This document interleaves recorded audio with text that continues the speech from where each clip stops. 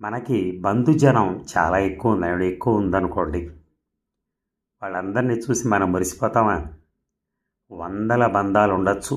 కానీ మనకి కష్టం వచ్చినప్పుడే తెలుస్తుంది ఆ వందలో ఎన్ని బంధాలు నిజమో. ఎందుకంటే మనల్ని చూడటానికి వచ్చి మనని ఓదార్చి మనకంతో ఎంతో సాయం చేసేవాడే మనవాడు.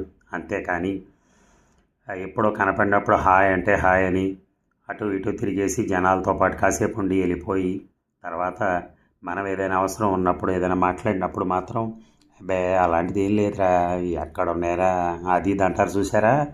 అలాంటి వాళ్ళ దగ్గరకు తీసుకోకుండా ఉండటమే మంచిది.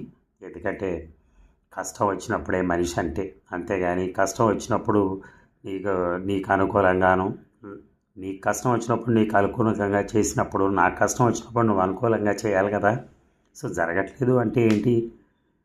మనం ఆ వందలో అందుకనే అంటాడు, వందల బంధాలు ఉండొచ్చు కానీ నీకు కష్టం వచ్చినప్పుడే తెలుస్తుంది ఆ 100 మందిలో నీ దగ్గరికి ఎంతమంది నీకు సాయం చేయగలుగుతారు అని. అది తెలుసుకున్న రోజున నీకు అర్థమవుతుంది నిజంగా నీ చరిత్ర అంటే నీ పరిస్థితి నీకు అర్థమవుతుంది. రేపు ఎవరిని కలవాలో కూడా నీకు స్పష్టంగా తెలుస్తుంది. Thank you.